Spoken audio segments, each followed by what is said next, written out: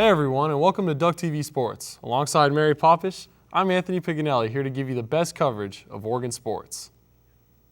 The number 5 Oregon Ducks volleyball team swept the Washington State Cougars last Friday in 3 sets at Matthew Knight Arena. With the win, Oregon improved their record to 15-1 overall and 6-1 in conference play. Sophomore Liz Brenner led the Ducks with 12 kills for the 5th time this season. Junior Lauren Plum finished with 2 aces, moving her into a tie for Oregon history in 9th place with 101. The Ducks took on the number 2 Washington Huskies on Saturday at Matthew Knight Arena.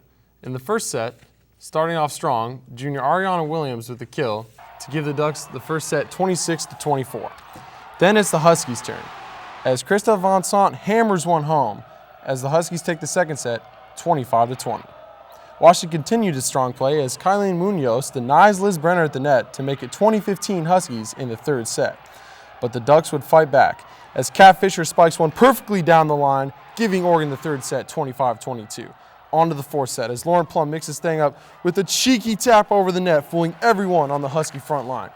Match point now for the Ducks, and Lauren Plum with a beautiful set to Williams for a monstrous game-winning kill. Oregon takes the match in 4 sets as they win the final one, 25-17. The Ducks go on the road this Friday to take on Arizona and Tucson. With more on Oregon volleyball, we'll send it to Chris Brooklier at Matthew Knight Arena.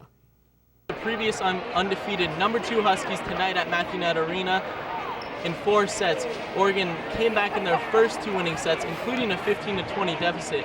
Oregon led the Huskies in kills, digs, and assists, including 56 assists from Lauren Plum, the outside setter. Oregon now moves to 16-1 on the season. Reporting from Matthew Knight Arena, I'm Chris Brooklier.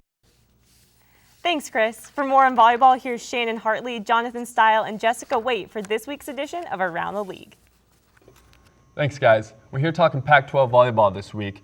We had 2 very good teams come in Washington State and Washington. The Ducks did very well against the number 2 Washington team. How do you guys feel Oregon did against Washington?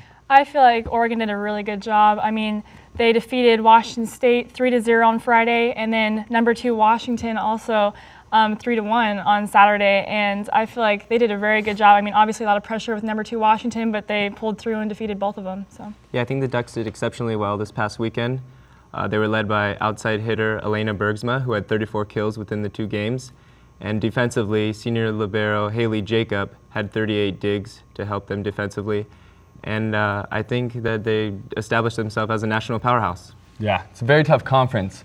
Where do you guys see Where do you guys see the Pac-12 going from here? Who do you think is going to come out on top, maybe? I think Oregon's going to come out on top because, I mean, I know they lost to Stanford, but they're obviously a tough team that was on the road. And then they proved themselves this last weekend, beating number 2 Washington. I think that they're going to win it all. Yeah, the Ducks are a strong team, but I think it's going to be the Stanford Cardinal that come out on top of the Pac-12. They're undefeated right now in Pac-12 play. And I just think they have a lot of weapons that they utilize very well. And I think that they have a good test coming up with Washington this upcoming weekend, and I think it'll be good to see how they perform. Thanks, guys. That's all we have. Back to you. Oregon soccer lost 3-1 in their match on the road against the Utah Utes this past Friday. The Utes scored first, but the Ducks answered back with a goal by freshman Kira Wagner, sending them into halftime with a 1-1 tie. Utah controlled the second half of play, scoring a goal on a ricochet off Oregon senior defender Lauren Thompson. The Utes scored on a 3rd goal in the 85th minute. The Ducks play Arizona next Friday at home. The Oregon men's golf team placed 7th in the Conference of Champions tournament at Pumpkin Ridge Golf Course in North Plains, Oregon this past week.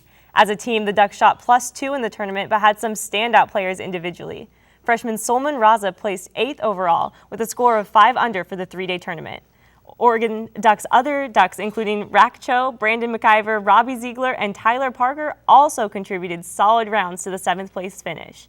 The Ducks finish up their fall season next week down in Southern California in the Alistair McKenzie Invitational. Football season is halfway over as the Mighty Ducks are undefeated through the first 6 games. For a recap of their season so far, here's Preston Highfield and AJ Palazzolo for this week's edition of Pack and Heat. Ducks football sitting at the halfway point, 6-0 on the season, 3-0 in conference play. AJ, on offense, it starts with the redshirt freshman quarterback Marcus Mariota. Absolutely. Any football team, it starts with the quarterback, and Marcus Mariota has filled in perfectly for the Ducks this year.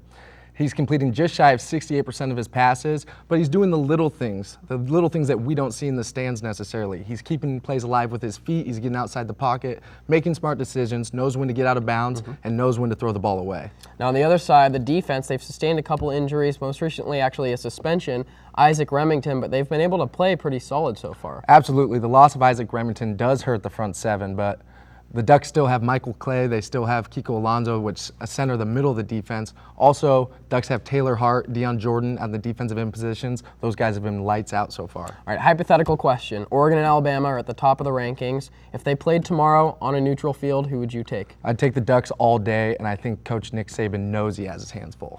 All right, guys, he likes the Ducks. It's pretty hard to disagree with him. Thanks, Preston. The Oregon men's and women's cross-country teams put together an impressive showing this weekend at the pre-nationals meet in Louisville, Kentucky.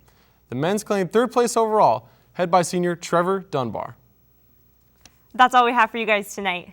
For Mary Popish, I'm Anthony Piganelli. Have a great night.